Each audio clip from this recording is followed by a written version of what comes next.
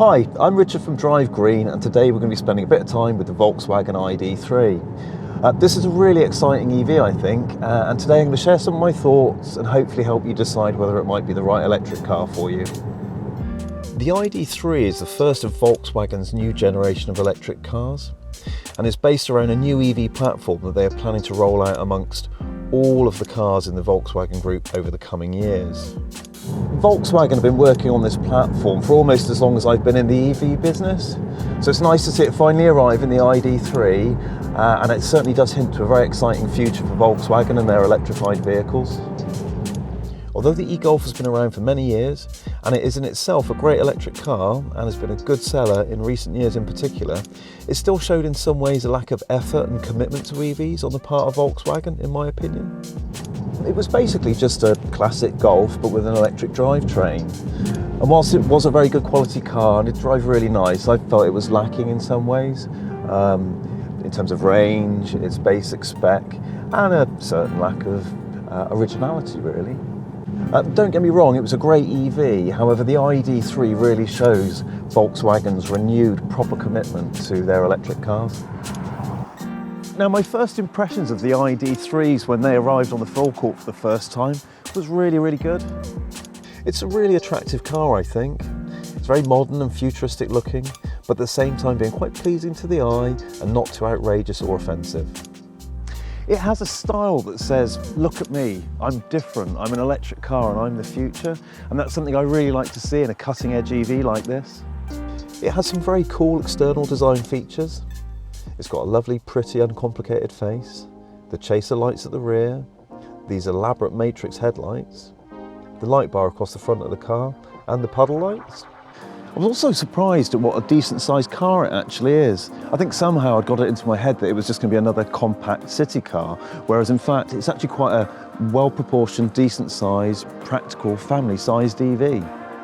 It is a compact MPV or people carrier really in terms of its sizing. It's very spacious in the front and the rear, and it has a very generously sized boot. At the same time as being very practically sized and family suitable, it's also quite kind of compact and manoeuvrable in a very day-to-day usability kind of sense. That brilliant first impression I had when I first saw the car is carried through into its interior.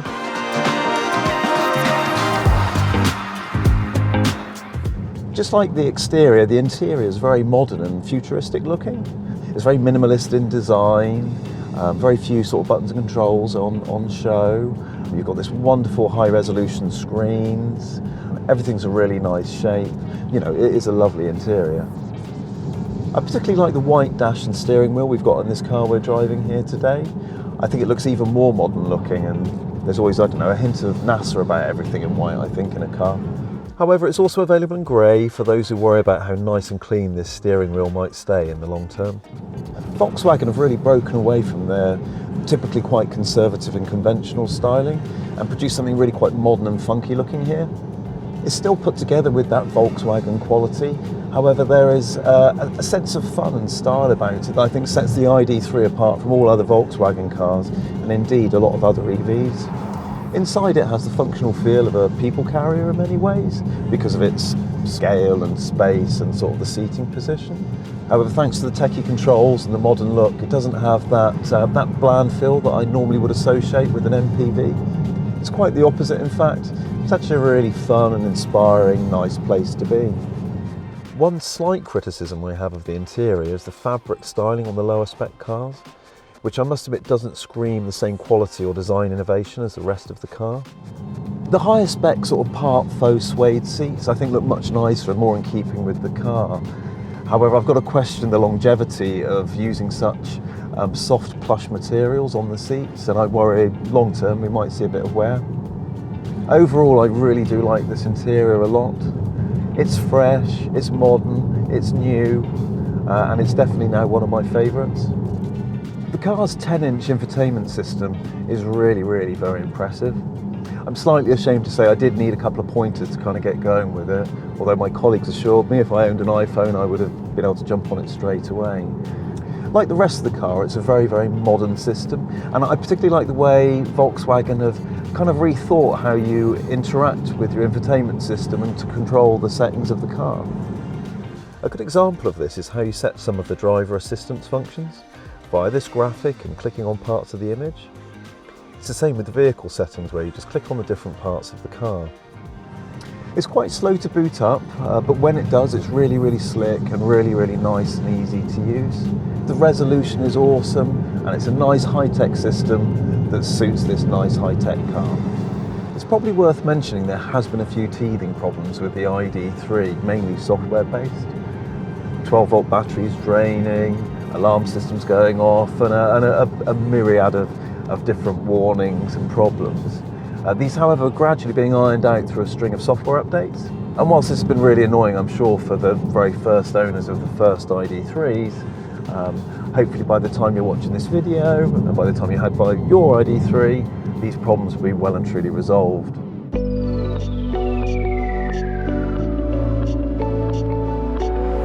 Spec-wise, the ID3 is suitably well equipped to suit this high-tech car, even at its standard level. Its standard spec includes adaptive cruise control, emergency braking, driver alert system, electronic handbrake with auto hold, lane assist, front and rear parking sensors, forward collision warnings with pedestrian detection, welcome lights, heated seats, heated steering wheel, a 10-inch infotainment system with inbuilt sat-nav, digital dash display, wireless Apple CarPlay and Android Auto, and LED front and rear lights. You can also have matrix LED lights, smart climate control, a rear camera and ambient lighting. There are multiple different models, 7 quite confusingly, all with their different specs and different options you can add. These include a pan roof, 18-inch, 19-inch and 20-inch alloys, and a highly efficient heat pump system. A little bit disappointed really that Volkswagen haven't included a heat pump as standard in the car. However, I do get it. You've got to ask yourself, how often are you going to be driving in the middle of winter on a long drive where being able to do 180 miles instead of 200 miles actually makes a difference? Today we're driving a very high-spec first edition car which has pretty much all of the upgrades with the exception of the pan roof.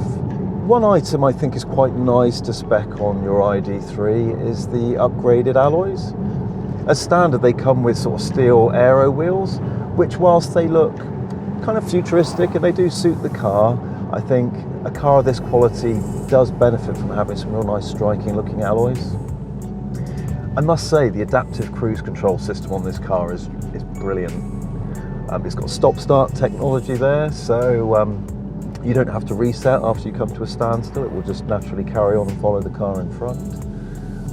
It's got speed limit recognition as well, so the cruise control will automatically change depending on the speed limit of the road you're driving. So it might drop you down from a 60 to a 30 all by itself. Very nice, very slick. One thing I would really like to see on this car is a full-on autonomous driving mode, because I think it suits it. It's a very modern looking car, very futuristic. It looks like it should be able to drive itself. However, I guess that's something we're just going to have to look forward to, and I'm sure it's on its way. The smart climate control that's available on the higher spec models is also pretty cool. Again, Volkswagen have sort of rethought how you interact with it, and you just ask it to do what you want it to do, be it warm your hands or warm your feet, for example. The light bar at the bottom of the windscreen is actually quite a fun thing as well. It'll light up when you turn the car on or go into gear. It will flash to indicate you've got a phone call coming in. It illuminates to show the car is charging and how full the battery is. And if you've got a destination programmed into the sat-nav, the light bar will pulse in the direction which the sat-nav wants you to turn. Very nice sort of fun feature really. Even in its lower spec, the ID3 is still a very well equipped high-tech car. And especially as you climb up the higher specs, there are some really fun and cool extra features. The ID3 is available in 2 battery sizes. You've got the standard 58 kilowatt battery, which will do around about sort of 200 miles of real-world driving range in my experience, depending of course on your driving style and the time of year. Then on the higher spec Tour model, you've got a 77 kilowatt hour battery, which will give the car more like around about sort of 260 miles worth of driving range, which is great. That's a real high range and puts the ID3 alongside any of the bigger sort of high range EVs that's available on the market at the moment. In terms of what battery size you need, I think it's important to look at your budget and your driving lifestyle, specifically the length of the longer journeys and how regular you do them. So I think for most people, 200 miles is more than adequate, especially when it's that easy to rapid charge a car with a 200-mile range to begin with. The bigger battery, of course, naturally comes at a bit of a price premium. So not surprisingly, the 58 kilowatt hour battery has been the far more popular seller. Drive-wise, the ID3 is really, really nice. Very, very hard to fall. Despite its sort of semi-high riding sort of MPV design, it handles great, it corners brilliantly, it's incredibly smooth and very, very refined. A very, very, very nice drive indeed. There's plenty of power there too. Today we're driving a model with the more powerful Pro Performance motor, and this car really does shift, especially in its sports mode. Even the more standard Pro motor gives you plenty of power, it's nice and perky, and you've got that effortless off-the-line acceleration that so characterises EV driving. But the car only has 2 drive settings, but in my opinion, I think that's all you need. You've got the B mode for that lovely, relaxed, laid-back, effortless one-pedal driving style, which I would obviously recommend for any kind of urban driving. And then you've got the D mode for when you're coasting on a high-speed road or a motorway. This really is a really nice car to drive, and I do like it a lot. Overall, I've been really impressed with the ID3. I mean, I knew it was going to be good, and I know it's going to be a really big seller due to its quality and its Volkswagen heritage. However, it's even better than I was expecting. You get an awful lot of EV for your price, and it's priced much keener than I thought. It's very competitive indeed. The spec and the tech is very, very good. The media centre is excellent. It looks great inside and out, and it's got a really good driving range. It really is a very, very good EV, and I have to say, I think now it's one of my favourites. If you're looking for a modern, high-tech EV that makes a statement whilst at the same time is really practical, then I think the ID3 may well be an electric car you might fall in love with. I hope this video has been useful in helping you get a bit more of a feel for the Volkswagen ID3. If you'd like to find out more or arrange a test drive, please do get in touch. Thank you ever so much for watching, and please be sure to check out our other YouTube videos.